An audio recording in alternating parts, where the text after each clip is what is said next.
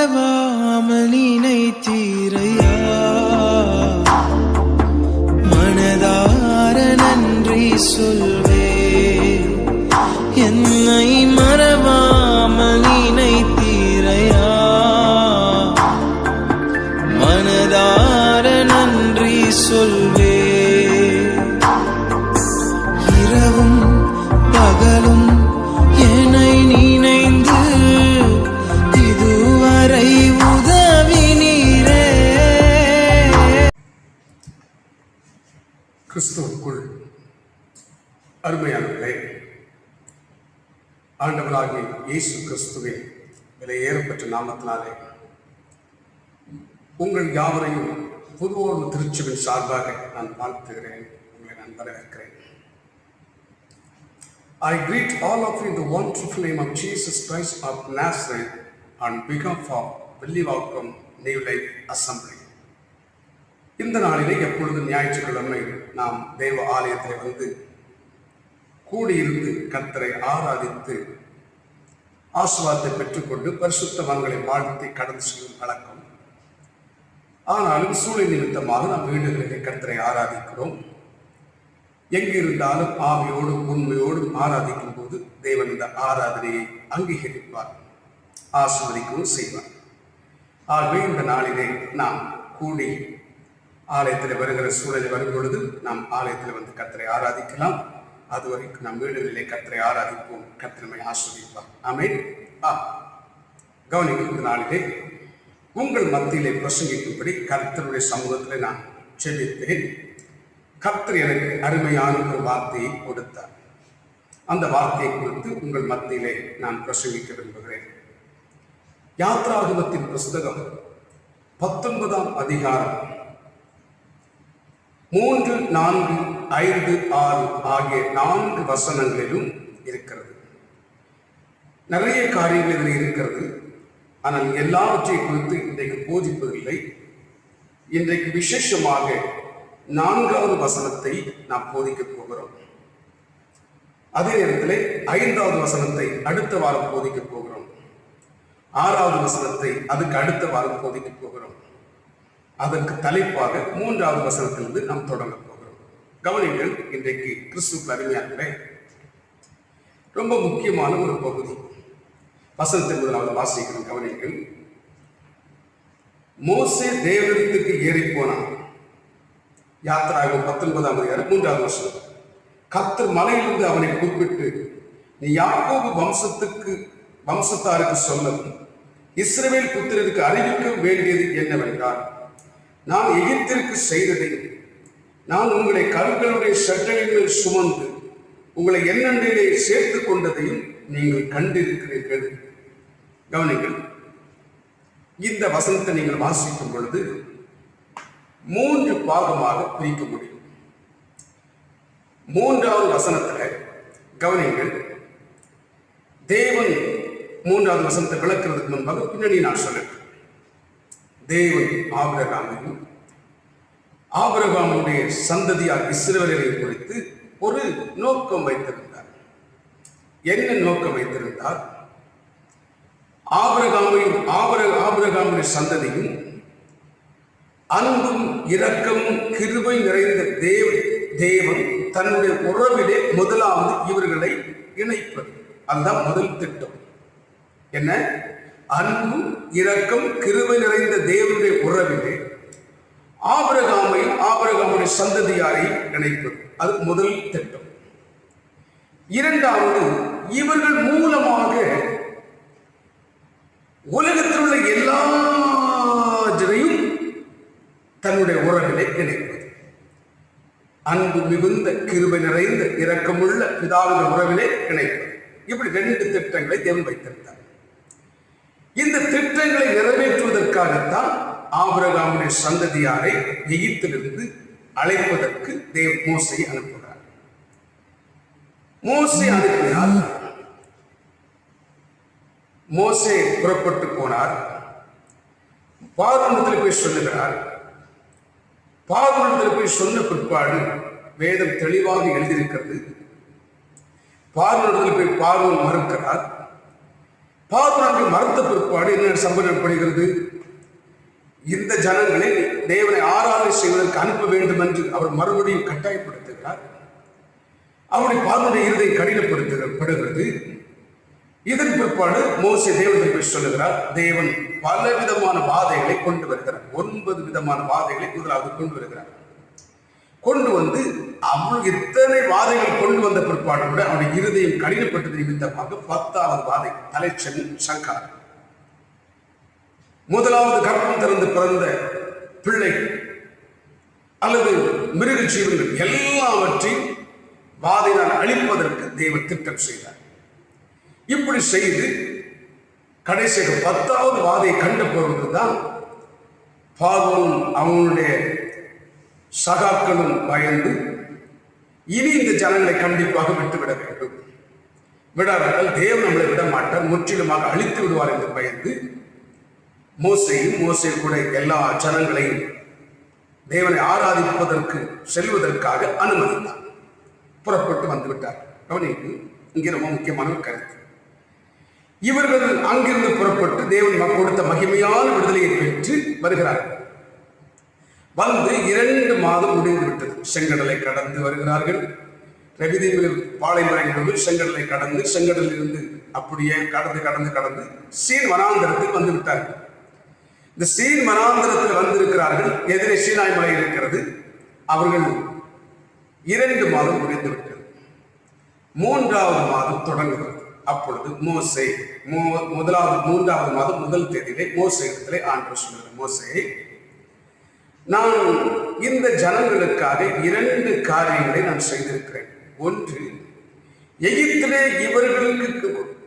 இவர்களுக்கு வேண்டிய விடுதலைக்காக நான் செய்த மகிமையான மகத்துவமான காரியங்களை நீங்கள் கண்டிருக்கிறீர்கள். முதலாவது, இவர்கள் அதற்கு அங்கிருந்து அடிமைத்தனத்திலிருந்து அவர்கள் விடுதலையாக வேண்டும் என்பதற்காக மகிமையான காரியங்களை செய்து அதிசயமான காரியங்கள் வாதைகளை கொண்டு வந்து இவர்களுக்கு கிடைக்க வேண்டிய மகிமையான விடுதலையை கொடுத்தேன். இவர்கள் அந்த விடுதலையை பெற்றுக் கொண்டார்கள். ஒன்று. 2வது, இவர்களை நான் அன்பும் இரக்கம் கிருபையோடு இவர்களுக்கு கூட இருந்து இவர்களை வழி நடத்தினேன். இவர்களுக்கு வேண்டியது எல்லாவற்றையும் கொடுத்து செங்கடலிலே அவர்கள் செங்கடலை பிளந்து அவர்களை கரை கடக்கும்படி நடந்து போய் செங்கடலை கடந்து செல்லும்படி செய்தேன். மாறாவை மதுரமாக்கினேன். மன்னாவை பொழிய செய்தேன். இப்படி பல காரியங்களை செய்து அவர்களுக்கு வேண்டிய பாதுகாப்பு, அவர்களுக்கு வேண்டிய ஆதாரம், அவர்களுக்கு வேண்டிய தண்ணீர், தேவையான அத்தனையும் கொடுத்து அவருடைய கிருபை அன்பின் இரக்கத்தின் நிமித்தம் அவர்களை வழிநடத்தினேன். இந்த 2 காரியத்தை குறித்து அவர்களுக்கு நீ ஞாபகப்படுத்து, மறந்து விடாதபடிக்கு நீ இதை ஞாபகப்படுத்து என்று மோசேயிலே தேவன் சொல்லி அனுப்புகிறார். கவனிங்கள், நான் மிக முக்கியமாக கவனிக்க வேண்டிய ஒரு காரியம். இந்த இடத்திலே 2 காரியத்தை இன்றைக்கு நான் பிரசங்கிக்க விரும்புகிறேன். அடுத்த வாரத்தில் என்ன பிரசங்கிப்பேன்? அடுத்த வசனத்தில் கர்த்தர் சொல்லுகிறார். எத்தனாவது வசனத்துல? 5வது வசனத்தில் சொல்லுகிறார், இப்பொழுது நீங்கள் என் வாக்கை உள்ளபடி கேட்டு என் உடன்படிக்கையை கை கொள்ளுங்கள். அப்படி 2 வார்த்தை சொல்லுகிறார். அப்போ அடுத்த வாரத்தில் எதை கவனிக்கணும்னா, என் வார்த்தையை நீங்கள் உள்ளபடி கேளுங்கள், கேட்டு கீழ்ப்படிந்து என் உடன்படிக்கை கை கொள்ளுங்கள். அது அடுத்த வாரத்தை பற்றி நம்ம போதிக்கும். அதுக்கு அடுத்த வாரத்தில் என்ன போதிக்கணும்னா, அதுக்கு என்ன போதிக்க போகிறோம் அப்படின்னு சொன்னால், வேத அடுத்த சொல்லுது, நீங்கள் எனக்கு ஆசாரிய ராஜ்யமாய் இருப்பீர்கள், என்னுடைய சம்பத்தாய் இருப்பீர்கள், பரிசுத்த ஜாதியாய் இருப்பீர்கள் என்பதை பற்றி அதுக்கு அடுத்த வாரத்தில் நம்ம போறோம். இன்னைக்கு இந்த 2 விஷயத்தை நம்ம கவனிக்க போறோம். கவனிக்க வேதத்திலே அருமையாகவே நம் திட்ட தெளிவுமாக கற்றுக்கொள்ள வேண்டிய காரியங்கள் நிறைய இருக்கும். அதில் இன்னைக்கு ஒரு சில 2 காரியங்களை கவனிக்கணும். முதலாவது கர்த்தர் சொல்லுகிற மோசே சொல்லும் போது நீ ஞாபகப்படுத்து. கவனிக்க, ஒரு மனிதன் கிறிஸ்தவ வாழ்க்கையில ஆசீர்வாதமா இருக்கணும், பரலோக ராஜ்யத்துல போய் நித்திய ஜீவனை சுதந்திரிக்கணும்னா, கவனிக்க 2 மிக முக்கிய காரியம் இருக்கு. ஒண்ணு, தேவன் நமக்கு செய்தது தனக்கு செய்ததை மறந்துடக்கூடாது. தேவன் ஒன்றுமில்லாத காலத்திலே, தாழ்ந்திருந்த காலத்திலே, நெருக்கப்பட்ட காலத்திலே, சாபத்துக்குட்பட்ட காலத்திலே ஊரார், சமுதாயத்தார், குடும்பத்தினர் எல்லாரும் வெறுத்து ஒதுக்கப்பட்ட ஒரு சூழ்நிலைக்கு தேவன் நமக்கு என்னெல்லாம் செய்தார் என்பதை ஒரு மனிதன் மறந்துவிடக்கூடாது. அவன் மறந்தால், வேதம் சொல்கிறது, நீ என் வேதத்தை மறந்தால் நான் உன் பிள்ளைகளை மறப்பேன், நீ என்னை மறந்தால் நானும் உன்னை மறப்பேன். அவ்வளவுதான், முடிஞ்சிச்சு. ஒருவன் தேவன் செய்ததை மறந்தால் அவன் ஆசீர்வாதமாகவும் இருக்க முடியாது, தேவனுடைய ராஜ்யத்துக்கு போய் சேர முடியாது. ஆகவே ஒரு கிறிஸ்தவ வாழ்க்கையிலே ஆசீர்வாதமாக பரலோக ராஜ்யத்தில் போய் நாம் சேர்ந்து அவரோடு கூட நித்தியமாக வாழ வேண்டுமானால் தேவன் நமக்கு செய்ததை மறக்கக்கூடாது. வெறும் மறக்கக்கூடாது மட்டும் இல்லை, கடந்த காலத்தில் தேவன் நமக்கு செய்தது நன்மையை மறக்கவும் கூடாது. அதே நேரத்தில் நிகழ்காலத்தில் தேவன் நமக்கு என்ன செய்யும்படி கட்டளையிட்டு இருக்கிறாரோ அதை செய்யாமல் இருக்கவும் கூடாது. 2 பாயிண்ட். கடந்த காலத்தில் தேவன் செய்தது மறக்கக்கூடாது, அவர் செய்த சகல உபகாரங்களையும் மறவாத. ஆகினால கடந்த காலத்தில் தேவன் உங்களுக்கு யார் ஒருவராக இருந்தாலும் சரி, யாரும் இயேசுவை ஏற்றுக்கொண்டு கர்த்தருடைய பிள்ளைகளாக இருந்தாலும் சரி, ஊழியக்காரர்களாக இருந்தாலும் சரி, தேவன் செய்ததை ஒரு நாளும் மறக்கக்கூடாது. You should not forget anything. எந்த ஒரு காரியமாக இருந்தாலும் மறக்கக்கூடாது. அதே நேரத்தில் வெறும் மறக்காம தான் இருக்கணும்னு நினைக்க கூடாது. இந்த காலத்துல தற்காலத்திலே தேவன் நமக்கு என்னென்னலாம் செய்யும்படி, அப்படி திட்டத்தை நிறைவேற்றும்படி என்னெல்லாம் சொல்லுகிறாரோ அதில் ஒன்று கூட செய்யாமல் விடவும் கூடாது. ராம் சொல்லி இப்படி இருப்போமானால் நிச்சயமாக நாம் ஆசீர்வாதமாகவும் இருப்போம். பரலோக ராஜ்யத்திலே தேவனண்டையிலே நித்திய ஜீவனை சுதந்திரிக்கவும் அவருடைய ராஜ்யத்திலே இருக்கும். ராம சொல்லி ஆகவே இந்த 2 காரியத்தை கவனிச்சு. அப்போ மோசே சொல்றாரு, மோசே, மனிதனுடைய குணமே மறந்து போகிறது மனிதனுடைய இயற்கையான குணம். நேற்று என்ன சாப்பிட்டேன்னு சொன்னாலும் சொல்லிக்கிட மாட்டான். போன வாரம் என்ன சாப்பிட்டேன்னு சொன்னா தெரியாது. போன வாரம் என்ன பிரசங்கம் பண்ணீங்கன்னு கேட்டால் சொல்ல மாட்டாங்க. ஆகவே மனிதனுடைய குணமே மறக்கிற குணம். ஆகிறாங்க நான் அவர்களுக்கு கொடுத்த மகிமையான விடுதலை அவர்கள் மறந்துவிடக்கூடாது. ஆகவே நீ ஞாபகப்படுத்து என்று சொல்லி முதலாவது சொல்றார். முதல் பாயிண்ட் போ. இப்ப கவனிங்க, கிறிஸ்து அருமையானவர்களே, இஸ்ரவேல் ஜனங்கள் 32 லட்சம் பேர் எகிப்து தேசத்திலே இருக்கிறார்கள். இந்த எகிப்து தேசத்திலே 430 வருஷங்கள் இருக்கிறார்கள். அங்கே அவர்கள் நெருக்கம், அங்கே அவர்கள் கொடுமைப்படுத்துதல், அங்கே இருக்கிற அவர்களுடைய துன்பம், துயரங்கள், கண்ணீர், கவலை, சஞ்சலம், வருத்தம், வேதனைகள் எல்லாவற்றையும் தேவன் பார்த்து கொண்டிருக்கிறார். அவர்களுக்கு அவருடைய முற்பிதாவாகிய ஆபிரகாமுக்கு தேவன் கொடுத்த வாக்கின்படியே அவர்கள் விடுதலை செய்வதற்காக மோசையை தேவன் எழுப்பி அனுப்புகிறார். மோசே போய் பார்வோனிடத்திலே கேட்கிறான். பார்வோன் மறுக்கிறான். அப்புறம் தேவனிடத்திலே கொண்டு மோசே அதை தெரிவிக்கிறார். தேவன் பலவிதமான வாதைகளை அனுப்புகிறார். அனுப்பி கடைசியாக 10வது வாதைக்கு வருகிறார். அப்பொழுது மோசே சொல்கிறார், மோசே, ஆபிப் மாதம் 10ஆம் தேதியிலே நீங்கள் குடும்பத்துக்கு ஒரு ஆட்டுக்குட்டியை தெரிந்து கொள்ளுங்கள். அதை 14ஆம் தேதி வரைக்கும் நீங்கள் வைத்திருங்கள். 14ஆம் தேதி மாலை 3 மணிக்கு அந்த ஆட்டுக்குட்டியை நீங்கள் அடியுங்கள். அடித்து அதனுடைய ரத்தத்தை எடுத்து ஈசோப்பு கொழுந்தினாலே நீங்கள் நிலைக்காலிலே பூசுங்கள். பூசிவிட்டு அதன் பிற்பாடு அதனுடைய சரீரத்தை தோலை உரித்து நீங்கள் அவித்தோ பொரித்தோ அல்ல, நீங்கள் சுட்டுதான் சாப்பிட வேண்டும். சாப்பிட்டு விட்டு நீங்கள் கூடாரத்தில் ரத்தம் பூசப்பட்ட கூடாரத்தின் பின்னால் நீங்கள் படுத்துக் கொள்ளுங்கள், மறைவிலே படுத்துக் கொள்ளுங்கள். இரவிலே பாதை வரும் பொழுது எந்த வீட்டிலெல்லாம் ஆட்டுக்குட்டியின் ரத்தம் பூசப்பட்ட அடையாளம் இல்லையோ அந்த வீடுகளில் எல்லாம் பாதை வந்து சங்காரத்தின் முதல் தலைச்சின் என்கிற சங்காரத்தை உண்டாக்கும். அது குழந்தையாயிருந்தாலும் சரி அல்லது மிருக ஜீவனாக இருந்தாலும் சரி, எல்லாவற்றையும் வாதை வந்து எல்லாவற்றையும் அழிக்கும். எந்த வீட்டில் ரத்தம் இருந்த ஆட்டுக்குட்டியின் ரத்தம் பூசப்பட்ட அடையாளம் இருக்கிறதோ அந்த வீட்டிலே அந்த நிலை இருக்காது, சாவு எதுவுமே இருக்காது என்று சொல்லி கர்த்தர் மோசே மூலமாக இஸ்ரவேல் ஜனங்களுக்கு சொன்னார். அதே போல ஆபிப் மாதம் என்பது மார்ச் ஏப்ரல், அந்த நாட்களிலே அவர்கள் ஆட்டுக்குட்டியை தெரிந்து கொண்டார்கள். 14ஆம் தேதி வரைக்கும் வைத்தார்கள். மாலை 3 மணிக்கு அதை அடித்தார்கள். ஏன் 3 மணிக்கு அடைக்க வேண்டும் என்று கர்த்தர் சொன்னார்கள்? அந்தி பலி செலுத்துகிற நேரம் மாலை 3 மணி. எலியா பலி செலுத்தினது மாலை 3 மணி. இயேசு கிறிஸ்து உயிர் விட்டது மாலை 3 மணி. ஆகவே பின்னால் வரப்போகிற இரட்சகராகிய ஆட்டுக்குட்டியாகிய இயேசு கிறிஸ்து உயிர் விடுகிற நேரம் அந்திபலி செலுத்துகிற நேரமாக இருக்கிறது. ஆகவே அதற்கு ஏற்றபடி அதுக்கு முன்னடையாளமாக நீங்கள் இந்த ஆட்டுக்குட்டியை செலுத்துங்கள் என்று சொன்னபடினாலே மாலை 3 மணிக்கு அவர்கள் பலியை செலுத்தினார்கள். ஈசோப்பு கொழுந்தினாலே அந்த இரத்தத்தை எடுத்து நிலைக்கால்களில் பூசினார்கள். ஏன் ஈசோப்பு சொன்னார்கள்?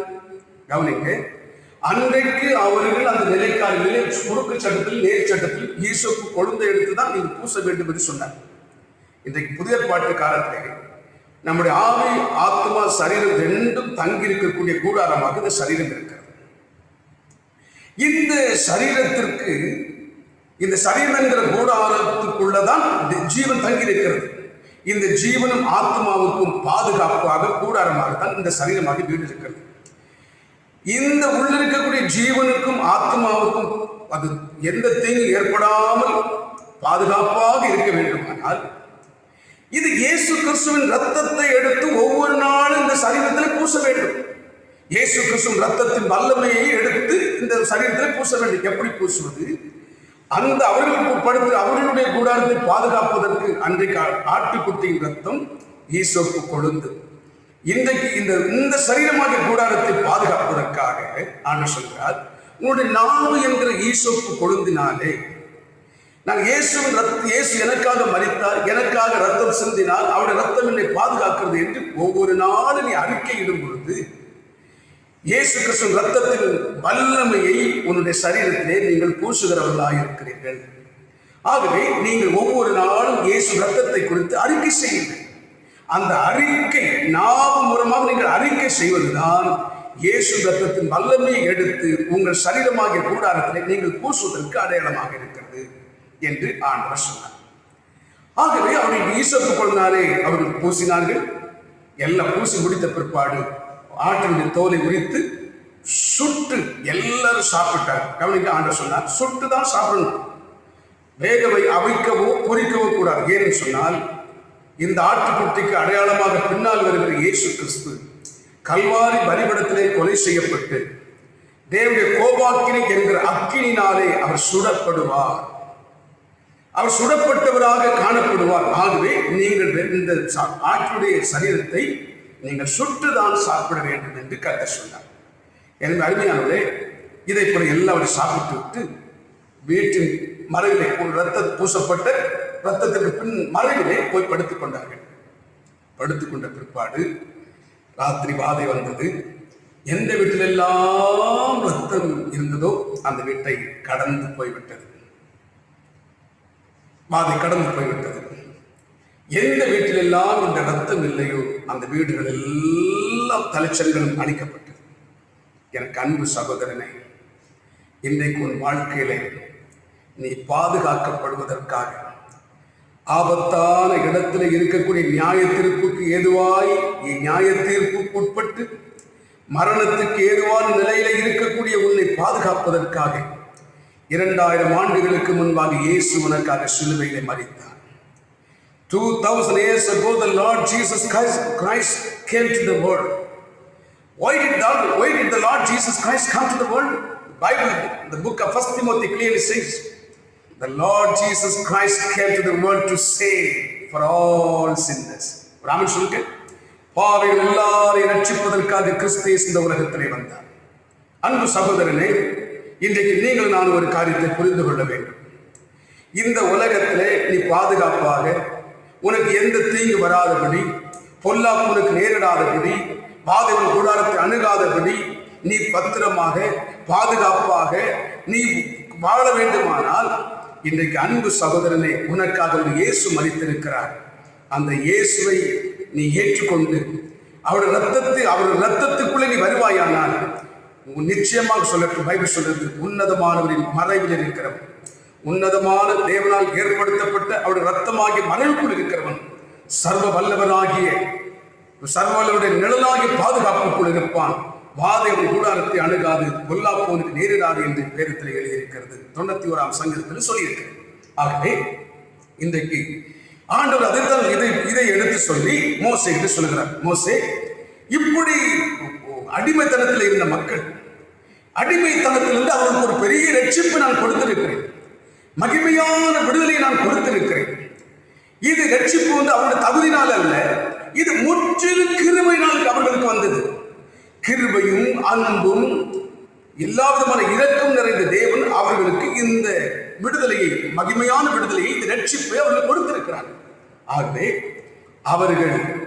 அவர்களுக்கு நீ இதை எடுத்து சொல்லு, அவர்கள் இதை மறந்துவிடக் கூடாது என்று முதலாவது சொல்லுகிறார். முதல் கருத்துக்கு வரும், கவனிங்கள். அருமையானவர்களே, வேதத்திலே ஒரு காரியத்தை நாம் புரிந்து கொள்ள வேண்டும். எந்த ஒரு மனிதன் தேவன் செய்ததை மறந்து விடுகிறானோ அவன் தேவனுடைய ஆசீர்வாதத்தை சுதந்திரிக்கவும் மாட்டான், பலப்படவும் மாட்டான், பரலோகத்தில் போய் சேரவும் மாட்டான். நல்ல 2 உதாரணங்கள் நாம் வேதத்திலிருந்து எடுத்து சொல்லிட்டோம். வேதத்திலே 2 கூட்டத்தார் தேவன் செய்த நன்மையை மறந்தார்கள். சோதோம் குமோரா பட்டணம் எப்படிப்பட்ட பட்டணம்? நீர்வள நிலவள மிகுந்த நல்ல செழிப்பான ஒரு பட்டணம், திராட்சை பழங்கள் விளைகிற ஒரு தோட்டங்கள் நிறைந்த பட்டணம், இப்படி நல்ல தானியங்கள் விளைகிற ஒரு பட்டணம், அது நதிநீர் பாய்கிற ஒரு பட்டணம், இப்படி செழிப்பான ஒரு பட்டணம், சுற்றிலும் கிராமங்கள், சரியான வருமானம், நல்ல வளமான ஒரு தேசம். தேவன் அப்படி வளமான வாழ்க்கை வாழ்வதற்கு அவர்களுக்கு அந்த தேசத்தை, அந்த ஜனங்களுக்கு கொடுத்தார். என்ன நடந்தது? அந்த தேவன் நமக்கு இப்படி ஒரு வளமான வாழ்க்கையை தந்திருக்கிறார், நாம் ஆசீர்வாதமாக இருக்கிறோம், நல்ல செழிப்பாய் வாழ்கிறோம் என்று சொல்லி அவர்கள் நினைக்காம அவர்கள் எல்லாம் சாப்பிட்டு உண்டு புசித்து குடித்து திருப்தியாகி நல்லதை செய்வதற்கு பதிலாக அல்லது தேவனுக்கு பயந்து வாழ்வதற்கு பதிலாக விபச்சாரமும் வேசித்தனமும் அநியாயமும் கொள்ளையும் திருட்டும் கொலையும் செய்து கடைசி உச்சக்கட்டத்தில் பரலோகத்துக்கு அந்த கூக்குரல் போயிடுச்சு. கடைசி தேவ தூதர்களை அனுப்பி பார்த்தார். உண்மைதான் கண்ட பொழுது அந்த பட்டணத்தை ஒன்றுமில்லாமல் நிர்மூலமாக்கினார். அவ்வளோ செழிப்பாய் வாழ்வதற்காக அந்த பட்டணத்தையும் அந்த சுற்றுப்புற தேசத்தையும் தேவன் அந்த ஜனங்களுக்கு கொடுத்தார். ஆனால் அந்த நல்வாழ்வை தேவன் நமக்கு கொடுத்தார் என்று அவருக்கு எண்ணாமல் தான் இஷ்டப்படி நீங்க யார் வேணாலும் எப்படி வேணாலும் இருங்க, நாங்கள் இப்படித்தான் வாழ்வோம், நாங்கள் மனம் திரும்ப மாட்டோம், நாங்கள் பாவத்தை விட்டு நீதியின் பாதையில் நாங்கள் நடக்க மாட்டோம், இந்த வழியில் தான் நாங்கள் வாழ்வோம் என்று அவர்கள் ஒட்டாரமாய் இருந்தபடினாலே பட்டணத்தை நீங்கள் அடித்தார். இன்றைக்கு அன்பு சகோதரனே, மத்தேயு எழுதின சுவிசேஷத்துக்கு வாருங்கள். அங்கே என்ன சொல்லப்பட்டிருக்கிறது? வானபரியந்தம் உயர்த்தப்பட்ட கப்பர்நகூமே என்று அங்கே ஆண்டவர் சொல்கிறார். வானளாவ கர்த்தர் உயர்த்தினார். எப்படி உயர்த்தினார்? தேவன் தம்முடைய குமாரன் அந்த பட்டணத்துக்கு அனுப்பினார். பரிசுத்த ஆவியானவர் அசைவாடினார். தேவதூதர்கள் அங்கே வந்தார்கள். இரக்கமுள்ள கிருபை நிறைந்த தேவன் அந்த பட்டணத்தின் மேல் இரக்கமுள்ளவர்களாக இருந்தார். மூடவர்கள் சுகமானார்கள், குருடர்கள் பார்வையடைந்தார்கள், மரித்தவர் உயிரோடு எழுப்பினார்கள். ஏராளமான அற்புதங்களை கட்ட செய்து கொண்டே வந்தார். எப்படியாக இந்த பட்டணம் மனம் திரும்ப வேண்டும், இந்த பட்டணத்தால் துன்மார்க்கத்தில் இருந்து வழியிலிருந்து விடுதலையாகி நித்திய ஜீவனை சுதந்திரித்துக் கொள்ள வேண்டும் என்று சொல்லி மனம் திரும்ப வேண்டும் என்பதற்காக பலத்த கிரியைகளை தேவன் செய்கிறார். நடந்தது என்ன? நீங்க என்ன வேணாலும் செய்யுங்க, நாங்க மனம் திரும்ப மாட்டோம். பிடிவாதமா இருந்தார்கள். தேவன் எவ்வளவு அற்புதங்கள் வானபரியந்த ஆவிக்குரிய நிலையில் வானபரியந்தமாக உயர்த்தினார். ஆவிக்குரிய ஊழியங்கள் பலத்த செயல்களை செய்து கொண்டிருந்தார். அவர் மனம் திரும்பவில்லை. கடைசியாக வானபரியந்த உயர்த்தப்பட்ட கப்பர்நகூமே, நீ பாதாள பரியந்தம் தாழ்ந்து போயின்னு சொல்லி சபித்தார். நாசமா போயின்னு சொல்லி சபித்தார். இன்றைக்கு நான் சொல்லட்டும், தேவன் நமக்கு என்ன செய்திருக்கிறாரோ, என்ன நன்மை செய்தாரோ, என்ன ஆசீர்வாதம் தந்தாரோ, என்ன உயர்வு தந்தாரோ, அதுக்கு தக்க நம்ம நடந்திருக்கோம். தேவன் தந்த ஆசீர்வாதத்துக்கு ஏற்றபடி, தேவன் தந்த செய்த நன்மைக்கு ஏற்றபடி, தேவன் தந்த உயர்வுக்கு ஏற்றபடி, தேவன் தந்த பதவிக்கு ஏற்றபடி, தேவன் தந்த நல்ல செழிப்பான வளமான வாழ்வுக்கு ஏற்றபடி நாம் நடக்காவிட்டால், தேவன் தந்த இவ்வளவு உயர்ந்த மேன்மையான ஆசீர்வாதமான வாழ்வுக்கு பாத்திரவனாக தகுதியாக நாம் நடக்காவிட்டால், ஒரு காலகட்டம் சோதோம் குமோராவுக்கும் கப்பர்நகூமுக்கும் ஏற்பட்டுதான் நமக்கு நடைபெறும் என்பதை நீங்கள் புரிந்து கொள்ள வேண்டும். ஆகவே எனக்கு அருமையானவரே, நீங்கள் நான் தேவ சமூகத்திலே கூடியிருக்கிறோம். முதலாவது கருத்து, தேவன் நமக்கு மோசேகிற மூலமாக சொல்லுகிறார். மோசே, நீ அந்த ஜனங்களுக்கு போய் சொல்லு, அவர்கள் மறந்து விடக்கூடாது, அவர்கள் ஞாபகமாய் வைத்து நடக்க வேண்டும் என்பதை சொல்லி என்று சொல்லி முதலாவது சொல்லி அனுப்பினார். வேலையை சொல்லுங்க, சத்தமா சொல்லுங்களேன். ஓகே, முதலாவது காரியம்.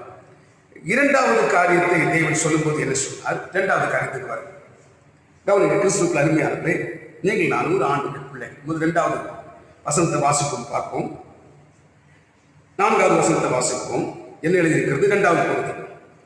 நான் எகிப்திற்கு செய்ததையும் நான் உங்களை கழுகுகளுடைய சட்டைகளின் மேல் சுமந்து உங்களை என்னென்னிலே சேர்த்துக் கொண்டதை நீங்கள் கண்டிருக்கிறீர்கள். 2வது பாயிண்ட் கவனிங்க. ஆண்டு சொல்றாரு, நான் உங்களை கழுகு சட்டைகளின் மேல் சுமந்து உங்களை கழுகுகளுடைய சட்டைகளின் மேல் சுமந்து உங்களை என்னென்னிலே சேர்த்துக் கொண்டு வந்ததை இந்த கழுகை பற்றி, கழுகு எப்படி தன் குஞ்சுகளை சுமந்து கொண்டு போவது என்பதை பற்றி சொல்லிட்டு ஒரு ஒப்புமையாக சொல்லிட்டு சொல்றேன். கழுகு பற்றி உங்களுக்கு எல்லாத்துக்கும் தெரியும், நீங்க நிறைய இடத்துல பசங்க கேட்டிருப்பீங்க.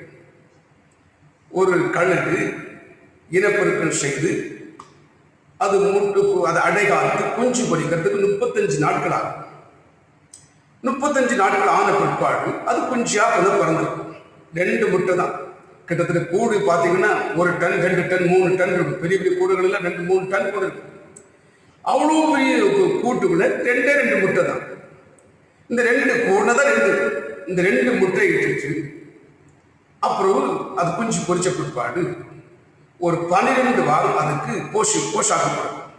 நல்ல மீன், கறி, என்னென்ன முயல், என்னென்ன ஆகாரம் கிடைக்குது எல்லாம் கொண்டு தாய் பறவை கொடுத்துக்கிட்டே வரும். கொடுத்து ஒரு 10 வாரத்துல 12 வாரம் 3 மாசம் உள்ள கூட்டுக்குள்ள இருந்த பிற்பாடு அதுக்கு ரக்க முளைச்சிடும். இந்த 3 மாசத்துல முளைச்சிடும். ரக்க முளைச்ச பிற்பாடு அடுத்தது நோக்கம் என்ன? இந்த தாய் கழுகு குஞ்சுகளுக்கு சில காரியங்களை கற்றுக் கொடுக்கணும். என்ன கற்றுத்தரணும்? 3 காரியங்களை கற்றுத்தரணும். 1, அதுக்கு பறக்க கற்றுத்தரணும். 2வது வேட்டையாட கற்றுத்தரணும். 3வது உன்னதத்துல தன்னை போல 40,000 அடி உயரத்துக்கு மேல கழுகுகள் எல்லாம் சேர்ந்து வட்டமிடுகிற இடத்துல உன்னதத்துல தன்னை போல பறந்து அந்த உயர்ந்த நல்ல ஸ்தானத்துக்கு அது வரணும். இந்த 3ஐயும் கற்றுத்தரணும். அதுக்காக இந்த கழுகு தாய் கழுகு என்ன செய்யும்?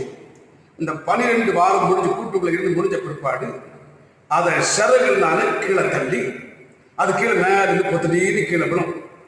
அது எவ்வளவு ஆழமா கீழே வேகமா வருதோ அதை விட அதிக வேகமா தாய் கழுகு தன்னுடைய சட்டைகளுடைய பின்பகுதியில அப்படி ஏந்தி தூக்கிக்கும். கவனிங்க, இதுல ஒரு கருத்தை நம்ம சொல்ல வரணும். என்ன கருத்தை சொல்ல வரணும்? தெளிவு. இந்த தாய் கழுகுடைய ரெக்க இருக்கிறதுல பறவையிலே பெரிய பறவை இது. 5000 பறவைகள் இருக்கிறதாக சொல்லப்படுகிறது. உலகத்தில் தேவன் உண்டாகிற 5000 பறவைகளிலே மிகப்பெரிய பறவை கழுகு. இந்த கழுகுடைய ரெக்க ரொம்ப ஸ்ட்ராங். அதனால அது அந்த தாய் கழுகு தன்னுடைய குஞ்சுகளை இப்படி ரெக்கையில ஏந்தி மேல போகிறதும் கீழே வருவதும் மேல போகிறதும் கீழே வருவதும் இப்படி பயிற்சி கொடுக்கிறது. பிராக்டிஸ் பல மாத நாட்கள் பயிற்சி கொடுக்கும். கிட்டத்தட்ட 2 மாதங்கள் அதிக பயிற்சி கொடுக்கும்.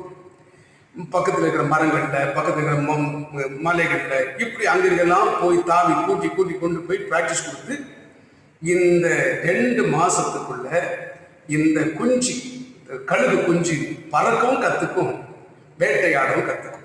இந்த 2 காரியத்தை இதை கத்துக்கும். இந்த 2-3 மாசத்துக்குள்ள இதை கத்துக்கும். நல்ல கவனிங்க.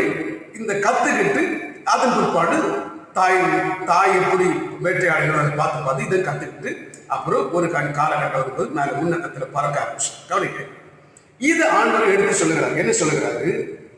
எப்படி சொல்லுகிறாரு? நான் உங்களை கழுகுகளுடைய சட்டைகளின் மேல் சுமந்து உங்களை என்னென்ன சேர்த்துக் கொண்டதை நீங்கள் கண்டிருக்கிறீர்கள். இப்போ அழகா சொல்றாங்க. ஏன் இதை பற்றி சொல்றாரு? கவனிங்க. கழுகு எப்படி தன் குஞ்சுகளை முட்டையிட்டு அடைகாத்து குஞ்சுகளுக்கு போஷித்து அவைகளை பராமரித்து அவைகளை பறக்க கற்றுக் கொடுத்து அவர்களை வேட்டையாட கற்றுக் கொடுத்து அவைகளை எப்படி உயர்ந்த நிலைமைக்கு அதை கொண்டு வர வேண்டும் என்று அந்த மேன்மையான உயர்ந்த எண்ணத்தோடு அதை பாதுகாப்பான நல்வழியிலே நடத்துகிறதோ அதே போல நான் இந்த ஜனங்களை நான் நடத்தினேன். எப்படி நடத்தினேன்? இவர்கள் இருப்பு காண வாய்ப்புள்ளாக இருந்தார்கள். இவர்கள் அடிமைத்தனத்துக்குள்ளாக இருந்தார்கள். இவர்களை குறித்து ஒரு நோக்கம் வைத்திருக்கிறேன்.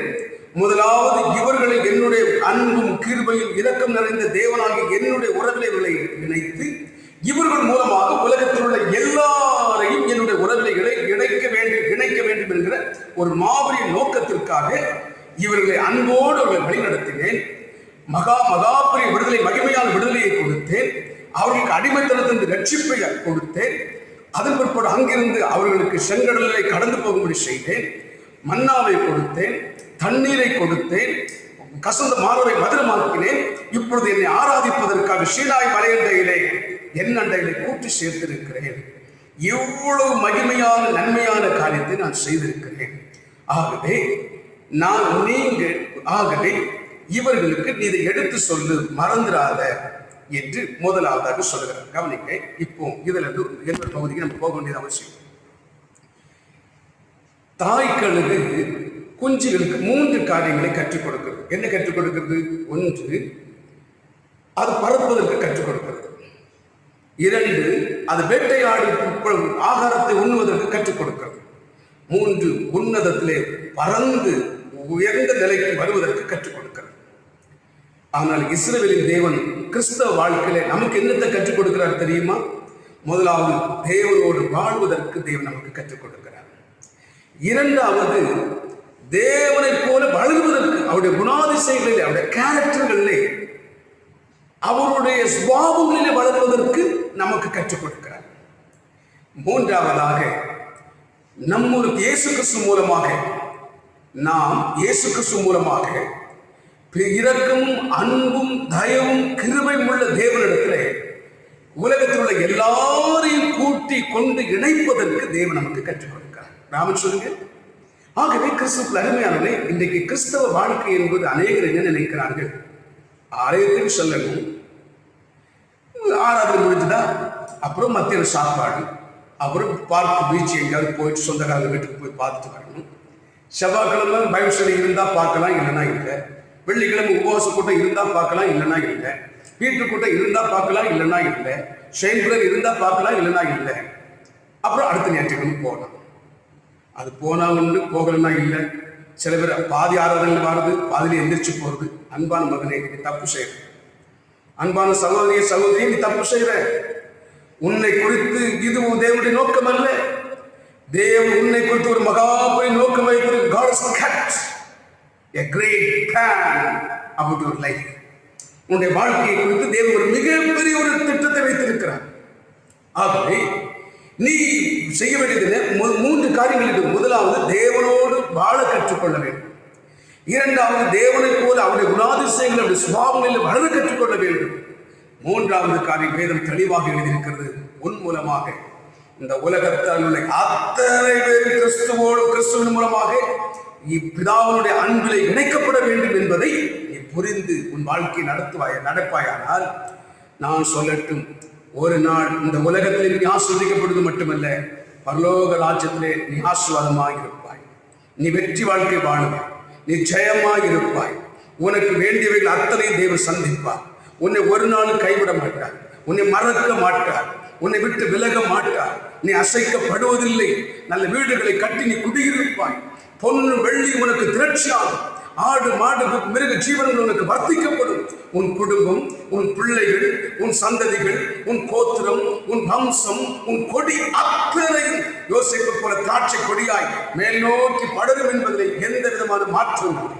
என் அன்பு சகோதரனே, எனக்கு தெரிந்த ஒரு சகோதரி இருக்கிறார், என்னுடைய திருச்சபையில் இருக்கிறார், கவிதா என்று சொல்லி ஒரு சகோதரி. அநேகர் ஒரு சில ஆண்டுகளுக்கு முன்பாக திருச்சபைக்கு வந்தார்கள். அவர்கள் வேதத்தை படித்து அழகாக பிரசங்கிக்க தெரியாது. ஆனால் அந்த சகோதரி ஆண்டவருடைய அன்பை ருசித்த பிற்பாடு தன்னுடைய சொந்தக்காரர்கள் ஒவ்வொரு இடத்துலையா சென்று இதுவரைக்கும் 20க்கும் மேற்பட்டவர்களை அழைத்துக் கொண்டு வந்திருக்கிறார்கள். அவருடைய ஆலயத்துக்கு, நம்முடைய தேவனுடைய திருச்சபையிலே 20க்கும் மேற்பட்டவர்கள் அந்த ஒரு சகோதரி மூலமாக வந்திருக்கிறார். அவருடைய தாயார், தம்பி மனைவி, அவங்க பிள்ளைங்க, தன்னுடைய கணவனார், தன்னுடைய மருமகா, பாட்டி, அவங்க சொந்தக்காரங்க, இப்படி ஏராளமான பேர் கூட்டு வந்தாங்க. ஒரு சாதாரணமான வேதத்தை எடுத்து பிரசங்கிக்க தெரியாத சகோதரி கூட இவ்வளவு காரியங்களை, தேவனுடைய திட்டங்களை அறிந்து நம்ம தேவனுக்காக தேவனுடைய உறவிலைகளை இணைக்க வேண்டும் என்று எப்படி பிரயாசப்பட்டிருப்பார்கள். ஆனால் நீங்கள் நான் வேதாகம கல்லூரி படித்திருக்கிறோம், பட்டம் வாங்கி இருக்கிறோம், வேதத்தை தேவன் நமக்கு கற்றுக் கொடுத்திருக்கிறார். நான் எவ்வளவாய் பெரிய காரியங்கள் செய்ய வேண்டும் என்பதை புரிந்து கொள்ள வேண்டும்.